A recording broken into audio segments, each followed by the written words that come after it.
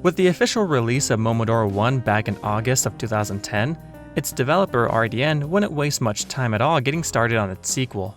It would be less than a year later before Momodora 2 would release. Unlike with Momodora 1, Arie was much more secretive about this game's developments. I wish I could tell you I found a bunch of neat information about it, but I just couldn't find anything. In fact, this game was completely finished when it was released, whereas Momodora 1 was available to play for about 2 months before it was completed. I'm sure some development information existed at one point, but most if not all of it has been lost to time, unfortunately. But when the game came out, we'd see a massive change in practically every aspect when compared back to Momodora 1. The art, the music, the story. This time we'd have way more characters, and our main character would actually have more than 10 frames of animation. It was a massive departure from what we saw in Momodora 1, and like I said in that video, this game is where I believe Momodora finally managed to start establishing its own identity. Momodora 1, when judged by its own merits, holds up quite well in my opinion. But outside of that, you can't deny that much of that game was being held captive by its cave story influence. But that's why I'm so excited to share what Momodora 2 brought to the series and how it started to build its own unique world. But before I dive deeper into the game, I want to spend some time talking about the individuals who helped bring this game to life. Since there isn't much about the development of Momodora 2, that'll give me an excuse to highlight the people behind it. And luckily for me, this game has a developer room, which I'll be referring back to for the people who were involved in this project.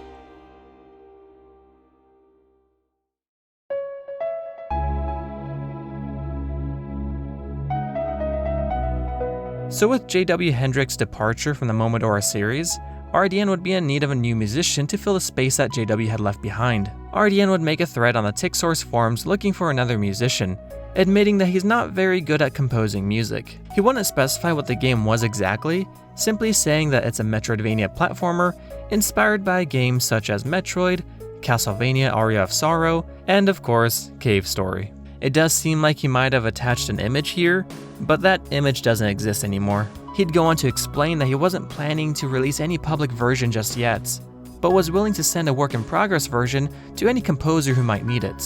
He'd also provide more screenshots, but this link doesn't seem to lead to anything anymore. A user by the name of Electra Bear, spelt with a K because that's cooler, would reply, stating that the project looked promising and he was interested in helping out. By this point, Electra Bear had already amassed quite a library of music and even a few albums. At the time, he was even preparing to release another album by the name of Forever, which was a project that he had been working on for the past 3 years by then. If you were to look through Electra Bear's music, it's obvious to tell that he was quite passionate for his work. Music seems to literally be his life. In an old blog post on his website, he'd admit that he doesn't know exactly how, when, or even why he started making music, but what he did know was that the process of creating music really resonated with him, and that he wanted to share his music with other people. Arie, impressed by the work Electra Bear had shown him, would end up putting him in charge of the official Momodora 2 soundtrack. The timing for this probably couldn't have been better either, as Electra Bear for the past few years had been putting his focus primarily on his websites. However, he'd get bored of the website stuff and start exploring other sites instead, one of which was the TikSource forums, where he'd been lurking for only a few months before being directed to Arie's thread. Electra Bear has also worked on previous games' soundtracks, but unfortunately, making games isn't easy to do, and literally every game Electra Bear had worked on was cancelled. This would be the first time his music would make it into a fully completed game.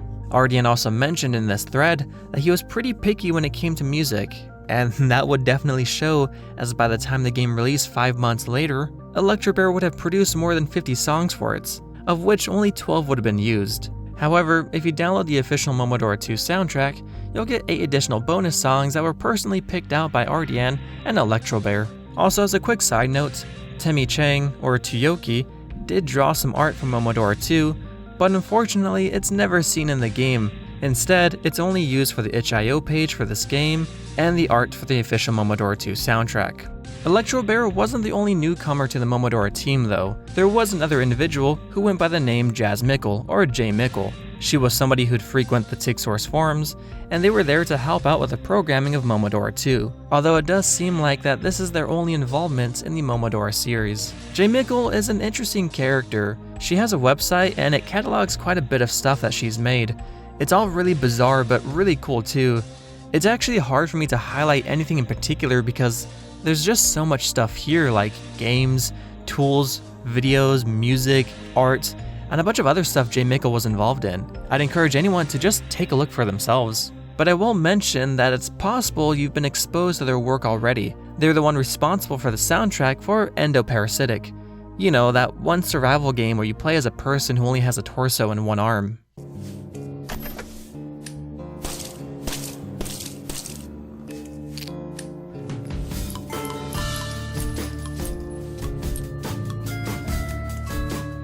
If you're at all interested in their work, but don't know where to start, then I'd push you to take a look at their music first, as it's likely what they're best known for. There's quite a bit of stuff there to listen to, and it's all pretty great. Also, I'm pretty sure their Twitter is some sort of a psyop or something.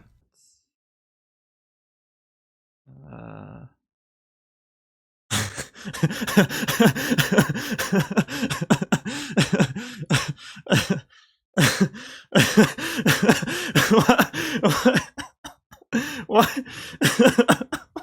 Everyone else on the team would be people who assisted with Momodora 1's developments. PKBT was here yet again, but no longer were they designing Tetris rooms. This time they'd be helping with the game's programming. Therns was once just a playtester from Momodora 1, but now they're here to do animation from Momodora 2. I know for a fact that they're a great artist, so they might have drawn some assets for the game, but I'm not too sure. There's also these other two people here, and despite being present in the dev room, I'm not too sure exactly what they did. They're listed in the credits under the special thanks section, but that's it. I'm guessing that they're just some of Ardien's friends and he just wanted to add them for fun. This person's Jujitsu. I remember seeing them pop up quite often on the TickSource forums when I was doing research for my Momodora 1 video. They even participated in the Action 52 Owns events. And they even made a game called Jabla's Adventure, which is actually what the sprite is based off of. That game also had a small reference to Dora from Momodora 1 in the form of this mermaid design. Jujitsu, real name Jason Boyer, actually made a game called Cat Poke that I remember a YouTuber I like play a long time ago actually. So yes, oh man, yes! Jason Boyer and Ryan Pites, who also helped create Cat Poke, went on to form Squiddershins, with their latest release being a kaiju dating sim called Kaichu. And funnily enough, PKBT also helped out with this project. This other person is Kitet, who went by the name Kitten Eater on the TickSource forums. And as I said, I don't think they had any major involvement in this game. Kitet was mentioned by Ardien after Momodora 1 was complete, as being somebody who was very supportive and provided fan art. I really like this piece of artwork a lot because it just shows Dora surrounded by all the collectibles in that game, along with the Pause Fairy giving her her signature useless advice, if you could even call that advice. These days, Kitet is still making art, and is also currently working on a game called Blank Sword, for which they're making the pixel art for and leading as the main concept artist. And that's pretty much everything. I know most of that didn't really relate to Momodora completely, it's just when I started digging deeper into some of these people, I really like seeing where they've ended up since their time on Momodora. Anyway, with all of that done, let's jump into the game.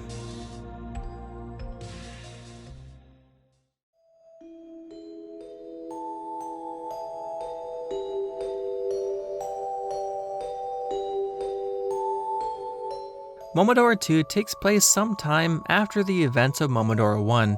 I don't think it has ever been specified how much time has passed exactly, but I like to assume that it was only a few months. Recently though, it seems like Kaho Village has been dealing with some sort of corrupting force spreading through their land. Don't worry, whatever this is doesn't seem to be nearly as dangerous as the curse from Momodora 4. The threat is quickly identified and is sourced back to an Underworld Queen that has made a nearby temple into her new home. She's much too close for Kaho Village to ignore, so they decide to send a junior priestess on a mission to find this new queen and dispose of her. We're thrown right into the game and given complete control of our new main character. This is Momo Reinal. Does that last name sound familiar? Well, that might be because Momo is actually related to our hero Kaho from Momodora 4. Although it should be mentioned that Momo isn't a descendant of Kaho. Ardien clarified that Kaho never had kids, so it's assumed that somebody else within Kaho's family had children, and Momo is a descendant of them. When Momo enters the temple for the first time, she'll bump into her older sister Nanashi. Apparently Nanashi guided Momo to the temple and went ahead to make sure everything was safe for her younger sister. Nanashi reminds Momo that they trust that she'll be able to find this Underworld Queen and defeat her, stating that her presence has been creating too many problems for their home village. Nanashi tells Momo that she can't stay here with her though, because this is a mission that she needs to complete on her own. She'd wish Momo good luck before she leaves the temple. In case you haven't noticed, Momo is a silent protagonist just like Kaho. I suppose being a mute might be something that runs in the family. And now we're free to explore. This is actually the first time in the Momodora series where they'd start using these bells as save points. It used to be the crystals back in Momodora 1, but starting with Momodora 2, they'd start using this bell motif more often, and it would remain like that for pretty much every game after. Unlike in Momodora 4 though, the only way to save in this game is to hit the bell. You can't pray at it like Kaho did, although if you do hold down, Momo will get into a praying position.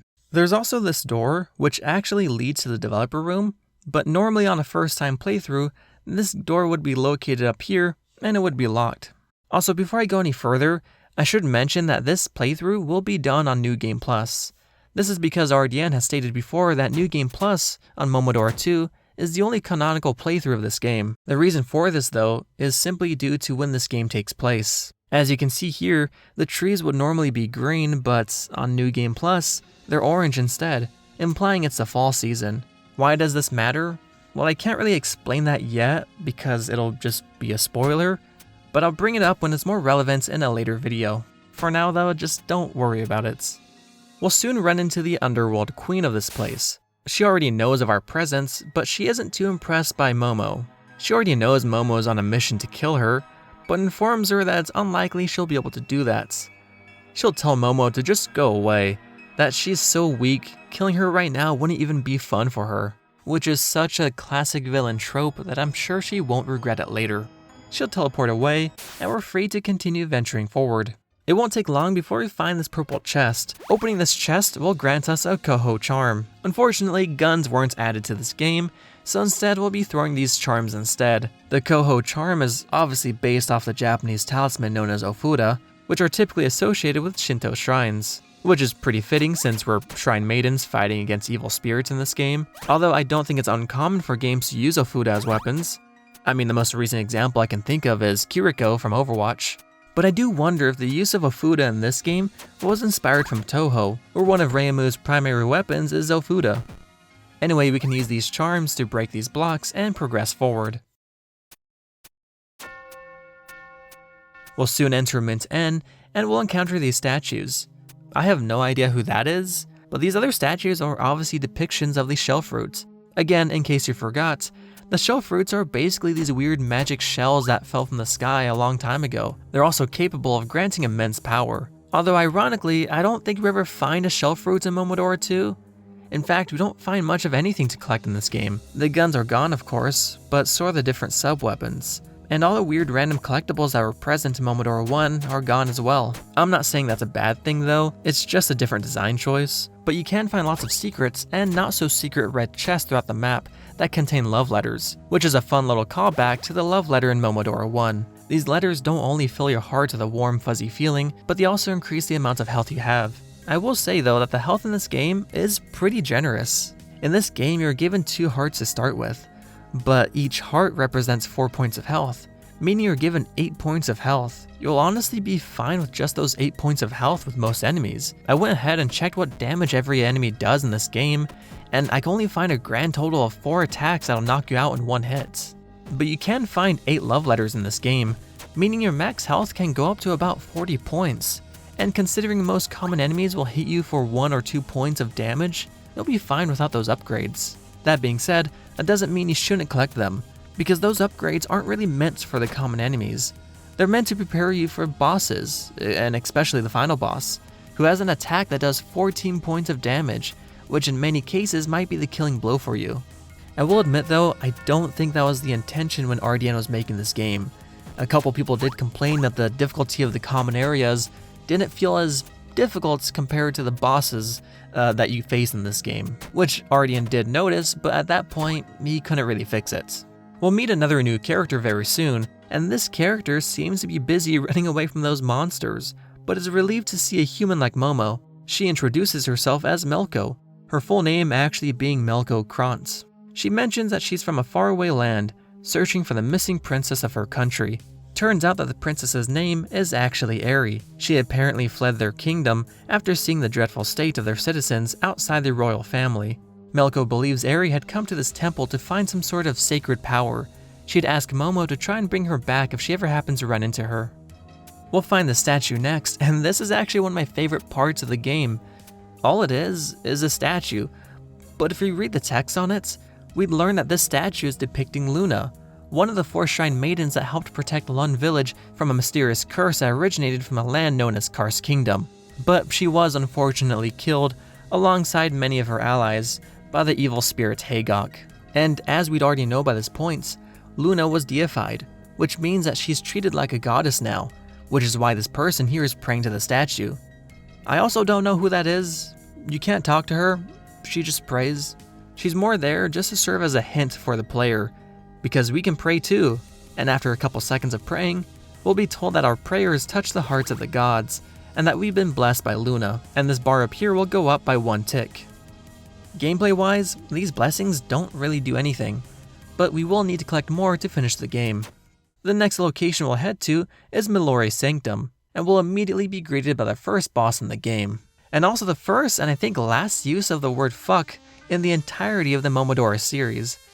I don't think we ever see anyone else swear like this, but I think it kind of fits for this character because they're immediately aggressive towards Momo. She actually kind of reminds me of partner Fennel from Momodora 4. Momo doesn't move after this stranger tells her to get out of her way, so she decides that she'll beat Momo to a pulp instead. This fight isn't too bad, but since you'll likely get here with only 2 hearts, it's really easy to die from just a few mistakes. She'll throw daggers at you, send these massive waves of energy, and charge you head on. I like when she charges you though, because she'll hit the wall and make herself dizzy, and the animation for it is pretty funny. After defeating her, she'll proclaim that Momo is annoying as hell. She tells her that she better not appear in front of her again before she disappears in a puff of smoke. Now we're allowed to explore Mallory's Sanctum. We'll be able to find the statue for, well, Mallory, another one of the 4 shrine maidens who, just like Luna, was killed and eventually deified. Just like with the Luna statue, we can pray to it and get Mallory's blessing. We can also open this purple chest and get a wave charm, which allows our charms to go through walls. This is probably inspired by Metroid's wave beam, which similarly lets you also shoot through walls.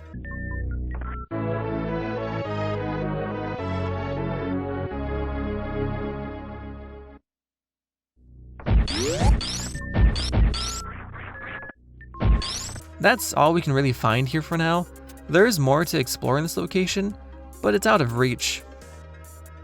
So with the wave charm now in possession, we can take it back to Koho Plains and access a new location. How the fuck do you pronounce this? I think it's pronounced Kuekua? Kuekua? I don't know if that's right. I tried to look it up, but I don't know. I think that's how you say it. I tried my best, I have no idea.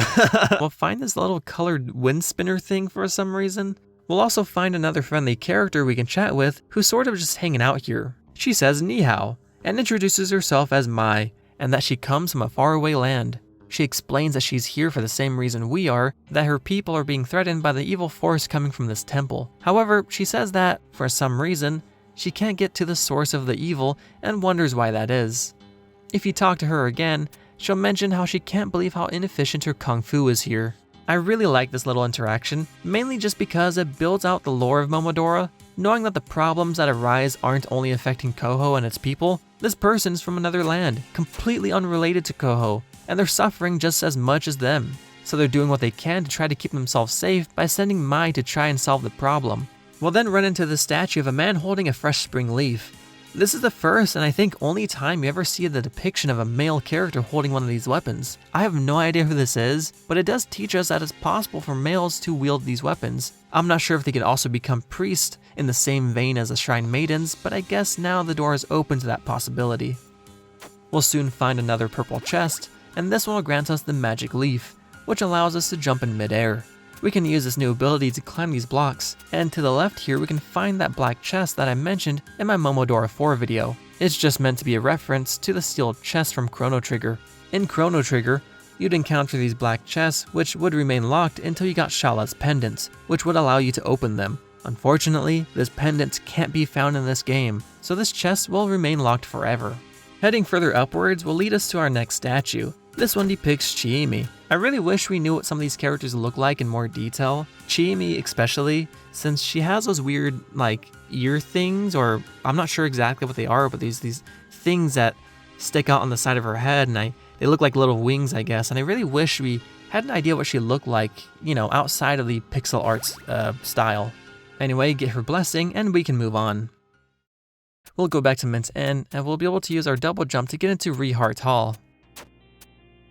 Near the entrance, we'll meet up with Melko again, but she won't really have any new information to tell us. She mentions that she's been running away from those monsters still, and she still hasn't been able to find the princess. All she does is remind Momo that if she finds her, to tell her to go to the place where they first met.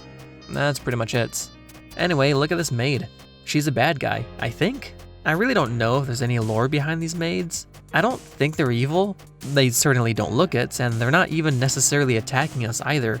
They're just sweeping, and the evil dust particles just so happen to fly into the air. Ironically, of all the common enemies in this game, the maids actually do the most damage.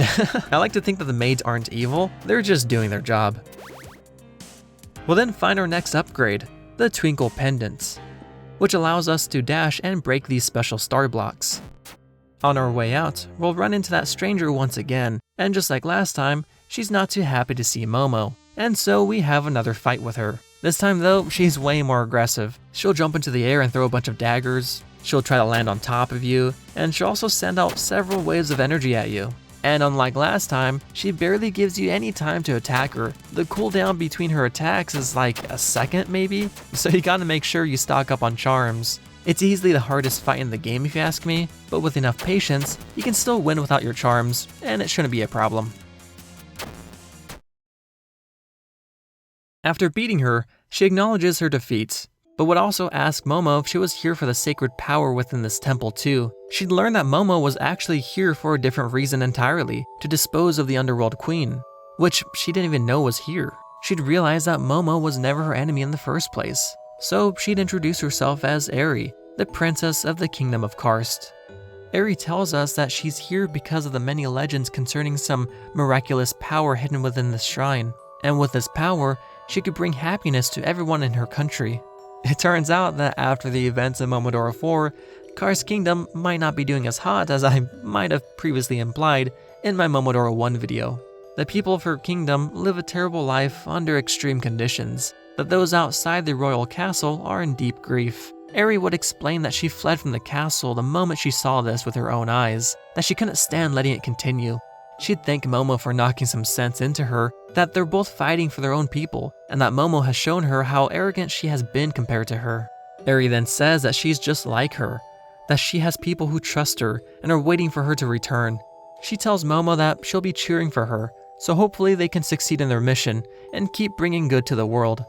In case you haven't realized, Arie shares the same name as, well, Arie from Momodora 4, and coincidentally, they're also both princesses from Karst. But there's really no connection beyond that. They're likely from the same family, but of course Momodora 4 took place several centuries ago. It really is just a coincidence. So with our new dash ability, we'll be able to open a passageway at the end of this hall, but on the way back, we'll run into Mai again. Apparently she's already forgotten who Momo was, stating that she doesn't really leave a lasting impression, which is pretty funny. Mai still hasn't progressed much on her mission, but hopes Momo's doing well on hers, stating that since they're here for the same reason, it doesn't really matter which one of them manages to defeat the queen first, just as long as at the end of all of this, the evil is gone, and they can go back to living in peace again. Just as a quick bonus, we can actually go back down here and talk with Melko again. Momo tells her that not only did she find Arie, but she fought her too, which is pretty shocking to Melko, but she's relieved to find out that everything worked out between them. She'll thank Momo for the information, and goes back to searching for Arie. I'm honestly not too sure how helpful Momo was in this little side mission, but I suppose Melko can have the peace of mind that Arie is okay. So now, let's go to that blocked passageway and dash through. We'll find our last statue, and in case you couldn't already tell, this is Kaho, the protagonist from Momodora 4. In case you forgot or don't know, Kaho was the last surviving shrine maiden of her village. She would avenge her friends who had died in battle, and would go on a mission to essentially save the world from an evil curse threatening to take it over. In the process, she would sacrifice herself. And I think it's pretty cool how Kaho was already being referenced by this point. And of course, discovering this for the first time as somebody who played Momodora 4 first, it was pretty amazing to see. And I'm sure if you're in the same boat and have never played this game yourself, you're probably pretty surprised too. With that being said though, I don't know if RDN had the idea to make Kaho protagonist in a future installments by this point. When you look at Momodora 2 as its own game, Kaho isn't really that special. She's just another historical figure among the others. It isn't until Momodora 3 where I think more obvious clues are put into place that sets her up to become a more important figure in the series. But for now, she's just a statue. It's still pretty cool though. Anyway, now we can head towards the end of the game. We'll meet Mai again, but she'll tell us that there's some sort of force preventing her from pushing onwards. She realizes that her mission has come to a screeching halt, telling Momo that she's the only hope for their people now. There is indeed a barrier here that normally wouldn't allow Momo to enter either, but that's why we've been collecting those blessings.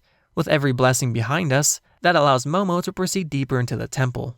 Mai tells her to be careful though, because she can hear screams of pain and agony, that it seems like something or someone is in deep grief. That maybe Momo is the only one who can free that soul from their pain. She wishes her good luck, and that may the gods be with her. I think this is a pretty interesting interaction we have with Mai. It implies that some issues can only be dealt with by the followers of their respective religions. And since we know Mai isn't from Koho, and thus doesn't follow their faith, that's likely why she can't get past this barrier.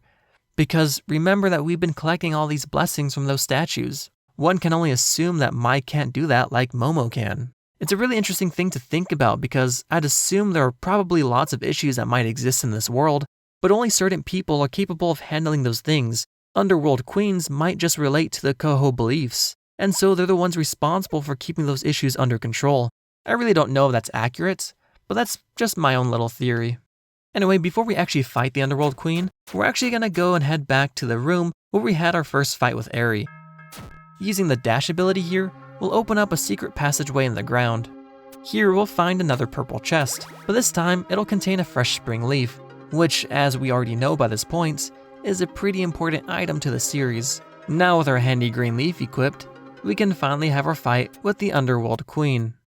We'd find her sitting on a throne atop a set of stairs. She remembers Momo from before and realizes that she must really be serious about coming to kill her. She doesn't seem too concerned though, and figures Momo must be a worthy opponent if she managed to make it this far. So she tells Momo to get ready to be beaten to death. Despite what the Underworld Queen said, she doesn't fight you herself just yet. Instead, she'd send a shadow version of herself to fight for her. This shadow monster will shoot projectiles at you and summon a giant laser beam from the sky. It isn't too hard to dodge though. It gives you plenty of time to mash out attacks while she's doing this cute little dance before she summons the giant laser. After dealing enough damage though, it'll transition into its second phase. In this phase, the Shadow Queen will begin trying to protect itself by summoning these dark orbs that'll rotate around her. All you need to do though is wait them out and then she'll be open to attack. But you'll still want to be a little bit careful because during this time, she'll try to hit you with a flurry of projectiles. Eventually though, after enough damage is dealt, Momo will destroy the Queen's shadow. At which point, the real Underworld Queen would reappear. This time, she actually seems impressed that Momo managed to defeat her shadow, and tells her that maybe she'll actually have to take Momo seriously now. This is when the real fight starts, and it's actually very reminiscent of the fight Dora had with the Underworld Queen back in Momodora 1. She'll summon giant blocks on the ground that rise up and come crashing down, producing towers of laser beams where they land. The Queen would then move to one side of the room and summon a wave of energy to travel throughout the entire floor of the arena. And just like in Momodora 1, the Underworld Queen is immune to any attacks. Your only way of hurting her is by reflecting this giant ball of energy back at her with your leaf. And of course, you can expect her to try and reflect it back at you. And once again, just like in Momodora 1, this Underworld Queen is also holding a fresh spring leaf. The similarities to Lamia in Momodora 1 are obvious, except this incarnation of the Underworld Queen is much more aggressive. It's especially noticeable when you're playing that little tennis match with the energy ball. She reflects it back at you much faster and doesn't give up as easily. But eventually, Momo would beat the Queen down enough, and in a last-ditch effort, the queen would throw her leaf at Momo. Momo would barely dodge it as it would graze her hair and cut off her ponytails in the process. She'd jump towards the queen and give her a hug.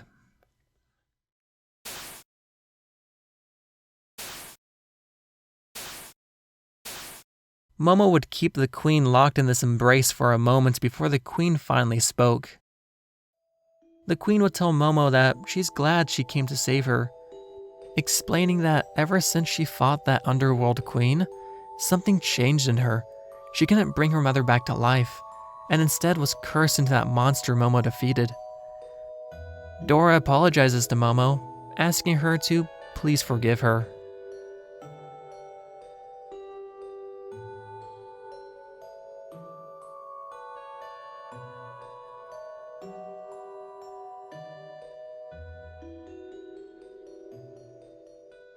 It's never explained to us. Arie has gone on record to say that he didn't do a good job conveying this idea, but it turns out that Dora was already doomed the second she stepped into Terra Altar during the events of Momodora 1. At that moment, she was already cursed, and it was only a matter of time before she'd eventually turn into the Underworld Queen. Dora, in this game, is effectively dead. Her body is simply an empty vessel for which the demon now has control over. But luckily for Dora, her friend Momo came to save her, and with the power of the fresh spring leaf, was able to banish this demon and reincarnate Dora in the process. The effects of this reincarnation would stick with her for the rest of her life, but at least she'll have another chance at it. And that's the end of Momodora 2. We have our credits roll and a couple of epilogue images. And yeah, the big surprise at the end was that Dora was the Underworld Queen the whole time. Maybe it was obvious. It wasn't for me when I first played it. But there is actually one clue that points you in this direction, hidden in the music when you speak to Dora. If you go back and listen to it, you can hear the melody from Momodora 1's title theme. And I thought that was a great little callback. Anyway, that's it for Momodora 2. I hope that was interesting. And the next video will be about Momodora 3. I have lots to show off about that game, and I'm excited to share that with you. Until then, take care, guys.